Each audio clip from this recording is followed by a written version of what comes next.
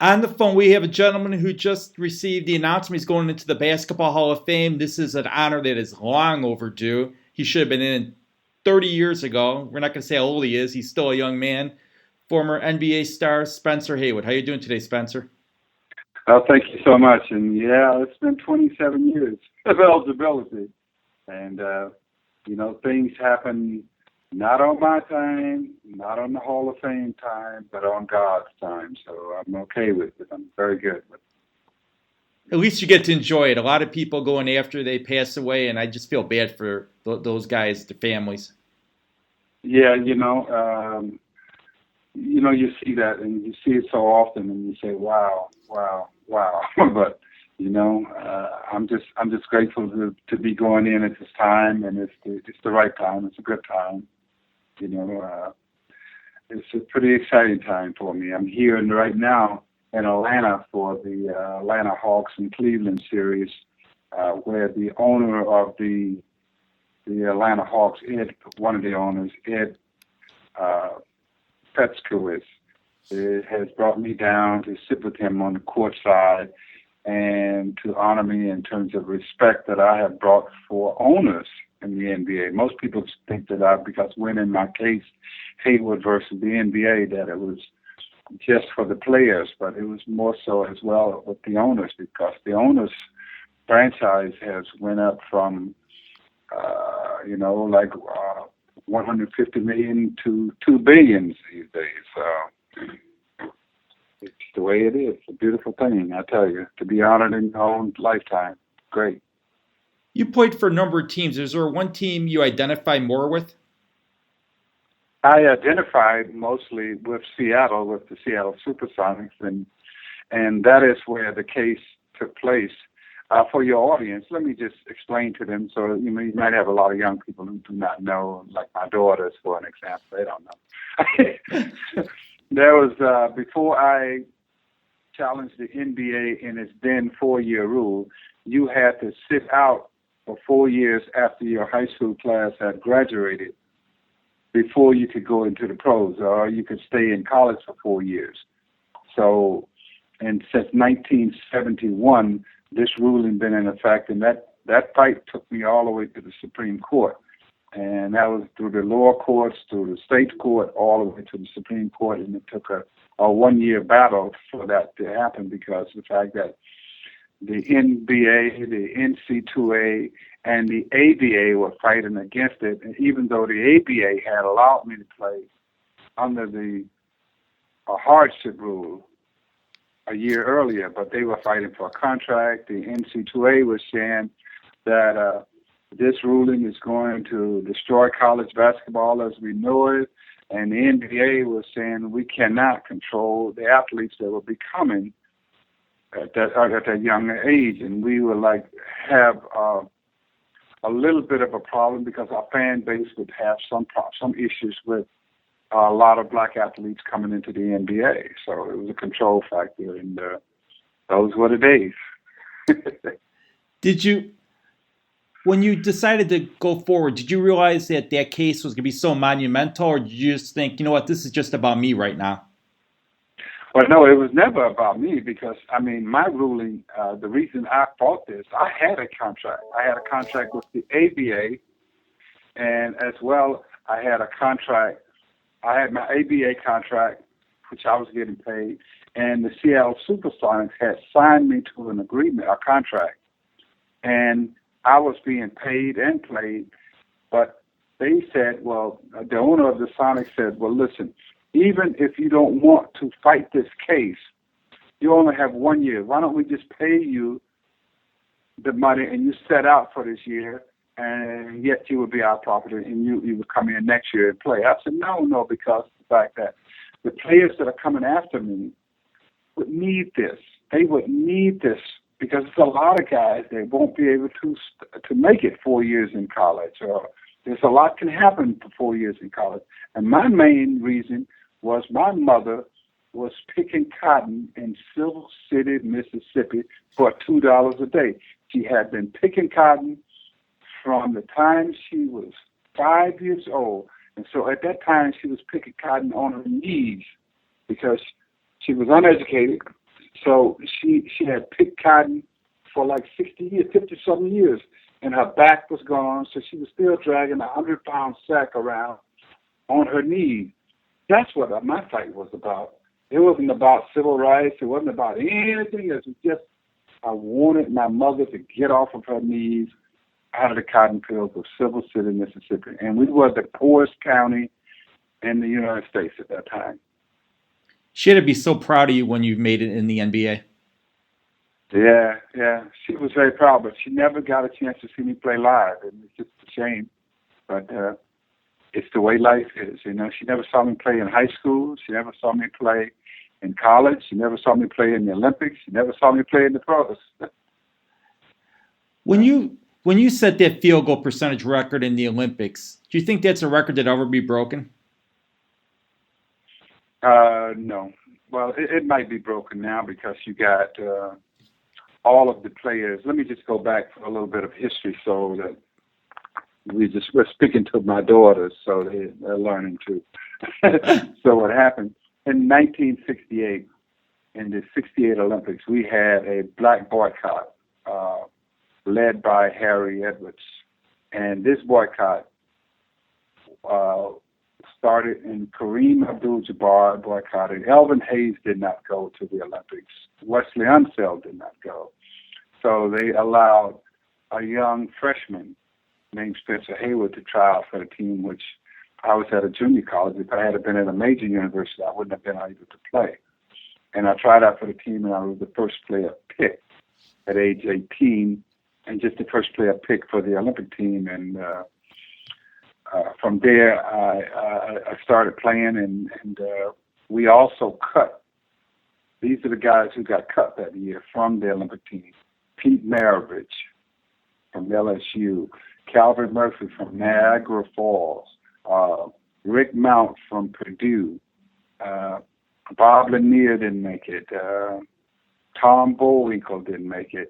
So these are the kind of players that were cut. So there I was, this young kid, to save America, because at that time we were in a Cold War with the Russians. And, you know, the Cold War meaning that, you know, the Russian domination or United States domination. So we went out and played. And I set not only the field goal percentage record that Olympics, I set the most points in the history of the Olympics.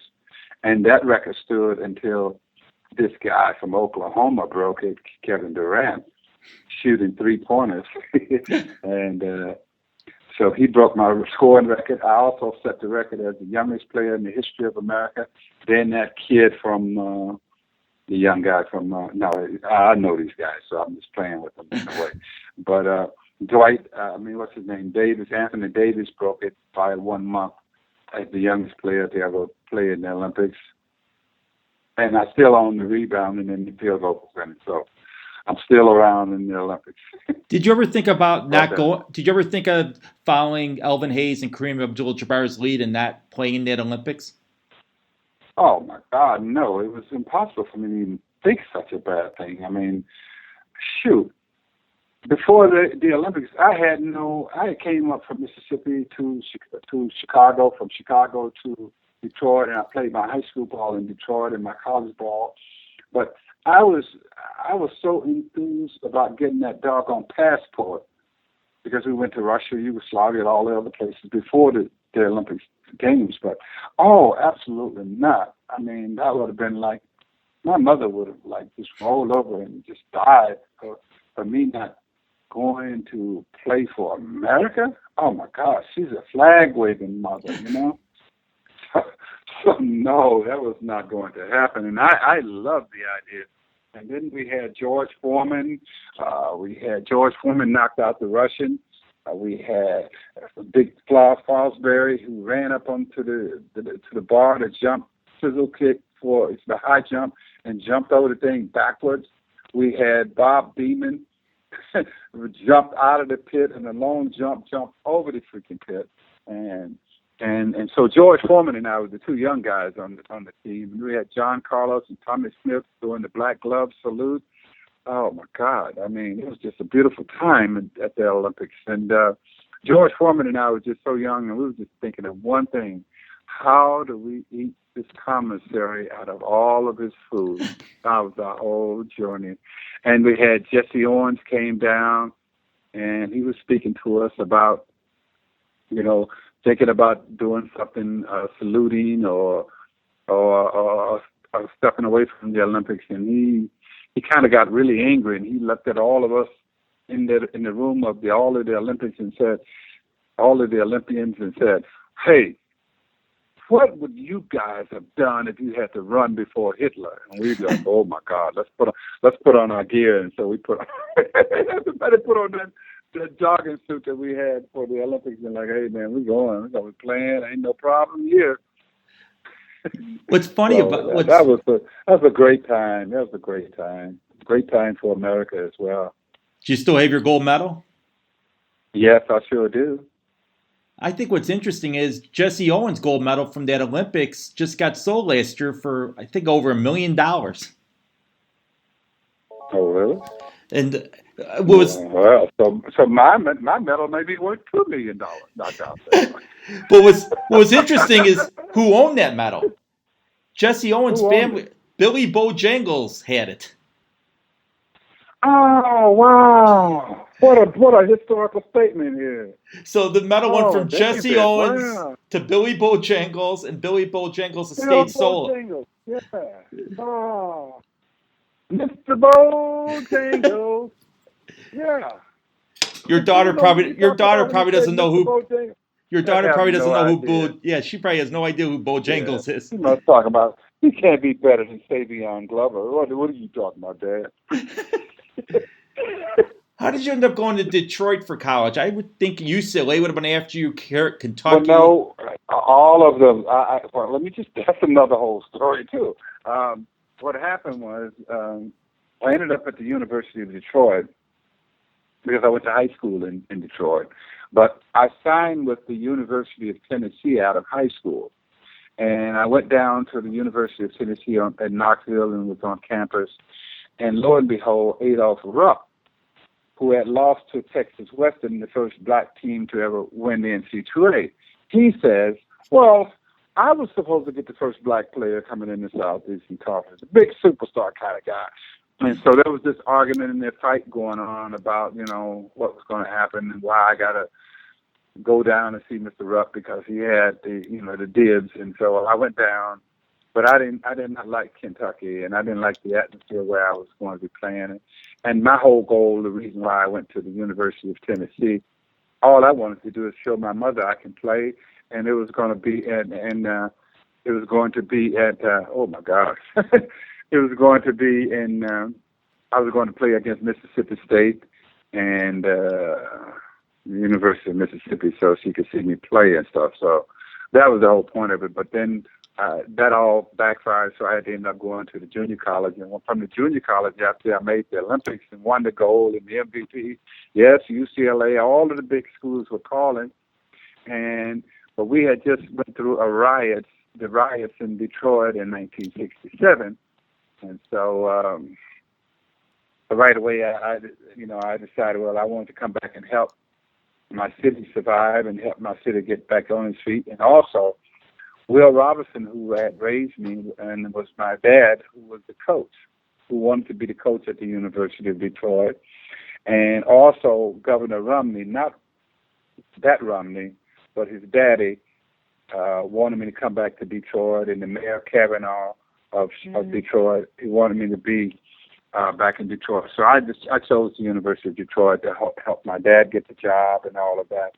And lo and behold, I got there and was the outstanding college player of the year, averaging 33 points and 23 rebounds per game. And then he reneged on the deal with Will Robinson, so that's why I left early. But yeah, I had all of the offers. I had the grades and I had everything. I was a student, so I mean, I don't know if that was the right choice, but I did it because my heart was there. When you joined the ABA, was it more fun playing in the ABA because it was so much more of a wide open style than the NBA back then? Yes, it was a lot of fun. But, the NBA, the reason I joined the ABA is because the NBA, they had a 4-year rule, so I couldn't go in there. And the ABA had a 4-year rule, but they made an exception for me at that time. And they called us a big press conference, and we were trying to figure out how we're going to justify this with the NCAA and with everyone else. And Hannah Storm's father, Mark Storm, says, "Well, I got an idea." So he gets up on the podium and he says, "Well, we are the former slave owners, and we want to give Spencer Haywood reparation," and everything's going on. And I'm sitting there with my head shaking like, "Oh my God, what a great idea!" And so the NCAA and no one came after us. They just said, "Let him play." And so I played there, and I was like, "Wow, what a great game to play, and when you're developing and stuff like that." So I had that great year in the ABA. I was the Rookie of the Year, leading scorer, leading rebounder, MVP of the All-Star game, and MVP of the league. And I averaged 30 and 20 for my young daughters. 30 and 20 for 82 games. Who needs Dr. J? Yeah. Well, Dr. J did come in under the Spencer Haywood rule the next year. But people forget about you with the ABA. Everybody talks about Dr. J. I know. History sometimes is crazy, but I hope that all of this come out now because of the hall and all of this. But I saved that ABA. I really did, and I paved the way so that Julius and Gervin and all those guys could leave college early and come right into the ABA.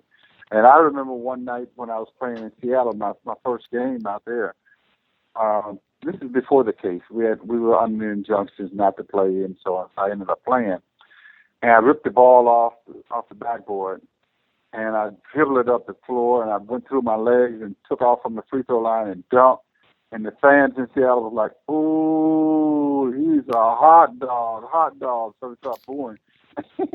Because they had never seen that, because the NBA style of play was so, it was so robotic. And I came over from the ABA with all of that flair and all of that stuff. And so the next game I played there, they were like on the edge of their seats and cheering like, "Oh, we love this kind of basketball." And so consequently, you look at the NBA today and you look at the style of play, all of it is ABA style of basketball. The only thing that's left that wasn't taken from the ABA was the ball itself, the red, white, and blue ball. But the three-point shooting, the skills competitions, all that stuff, we had to drum up fan participation in the All-Star weekend, So that's how we started doing all of that stuff. So it was just that's what the ABA has given the world of basketball. And sometimes maybe I'll do this in my speech. I'll do a good speech on history of the game and stuff. So what we're talking about today will be part of my enshrinement speech. I won't talk about Spencer Haywood like that. I'm gonna talk about the game and the beauty of the game and what we have, how far we have come, and sort of educate people. Because I got 4 daughters, and one of my daughters played up there near you. She played at Northern Illinois University for 4 years, and she's on her way to the University of Denver for her doctorate now. No, you're right. I mean, people don't realize the history. You get the Elgin Baylors, what they went through, the Oscar Robertsons. Oh my God, Elgin Baylor, that's the name. My gosh. He played. If you talk to Oscar Robertson, Spencer Haywood, and all of us, and you say who was the baddest dude, the first thing we were going to say, Elgin Baylor, a bad man. And you know who else was a bad man? I'm just sending a letter to Eldridge Casner, one of the young guys that are on the board of directors with the Retired Players Association. I was explaining to him, because they're looking at the series with Houston and Golden State, and they saying Rick Barry was a bad man, wasn't he? He played pretty good that series. I was like, boy, that was a bad man. No, you're absolutely right. I mean, Elgin Baylor was the first one to play above the rim. Right. He had the big hands, the big moves, and oh Lord, what an artful player. He had so much skill, and it was just beautiful to see that. And that's why when I was in college, I combed my hair to the side and put a part in it because I loved me some Elgin Baylor. I wanted to be just like Elgin. Another guy who was similar in build to you who passed away way too early was Maurice Stokes. People talk about him. They said he could have been one of the greatest Lord. ever. Wow, you're talking baller here, sir. Maurice Stokes, what a great player. Never got a chance to show all of his great stuff. He was something else. Jack Twyman, who took care of him after he had the stroke, said that he reminded him of LeBron James the way he played. Yeah, well, there's something about those Ohio guys. I don't know what it is. Oscar Robertson, LeBron James, and Gus Johnson, and all them guys. Something else there that we got to watch out for. Us guys from Michigan and us players from Illinois, we got to look out for those guys because something is going on with those big old guys. Jerry Lucas, another Ohio guy. Another one. Havlicek, all those boys. You got to watch out for them. So when you were with the Supersonics, what was it like playing in Seattle? Because you don't think about Seattle as a basketball town. Seattle was just like it is. If you think Seattle, the way they rave and go on about the Seahawks, Seattle Supersonic basketball was like that. It was the best franchise, the best everything. And when they stole the team and moved it to Oklahoma City, it was the 8th best team in the league in terms of attendance and everything. So it makes no sense. But I do, because if you sue the NBA, eventually they're going to get you.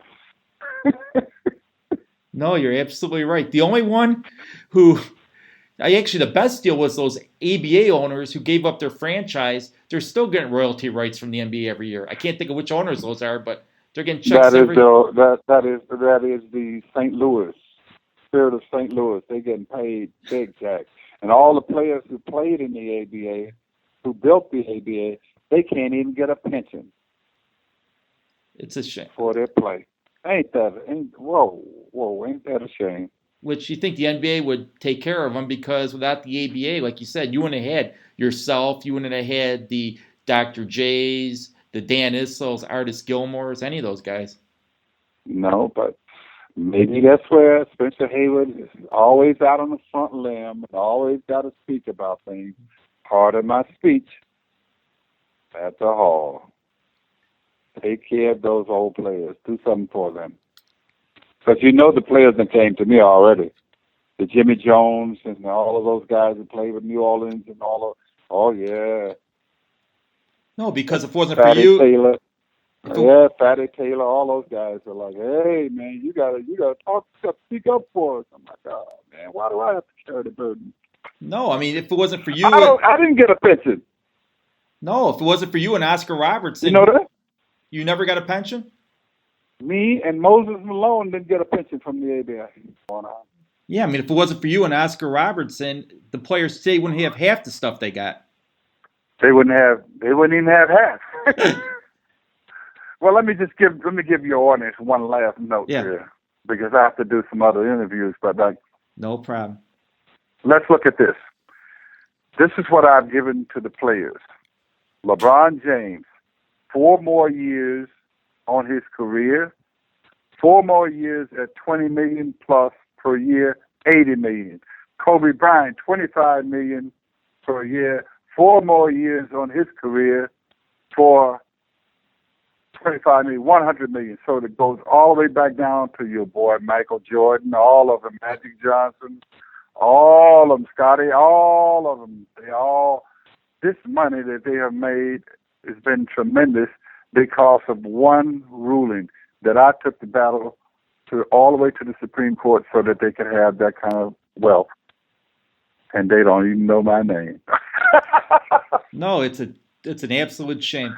What was your favorite moment in the NBA? Boy. Or favorite game? The favorite moment in the NBA was the 1970. I was just reading about it and I was looking it up because somebody was giving me my stats and stuff, and we were just talking about it on an article we were writing. it was showing the 1974 All-Star game in Seattle on my floor, where I had 23 points, 11 rebounds, 5 assists, and they gave the MVP award to Bob Lanier, which was on my team. I said, "Oh my God, he had 23, I think it was, and 10 rebounds and no assists, and I gave him all of the points. And I played 33 minutes, he played 23, but I was always under the spell because I had sued the NBA that whatever I do, I wasn't going to get no recognition for it. So that's a perfect example. And I remember that game because I went off on the NBA and the people who were putting on the All-Star game because I said, I will never get justice in America. You know, I was the militant dude for me. There will never be justice in the NBA in America. And so Bob Lanier was hiding his head from me in the locker room. I was like, and you are a fraud, sir. You got to be careful. He might have taken those size, 20-some shoes and shoved it up, you know where. Oh, yeah, I know. But, you know, Bob and I played against each other in college. And we were big rivals back at Bunny and the University of Detroit. And then we would go down the line over there with those renegades down at Notre Dame, Austin Carr, Sid Catlett, and all those boys. And then we run up to Dean Meminger and all of those guys up at Marquette and stuff like that. And then down a little further, we'd go up to Philadelphia, Kenny Durrett and Howard Port and all those guys up at Villanova and LaSalle. So it was some balling back then down in the Midwest, you know, and there was DePaul, you know. So it was just good old-fashioned balling, man.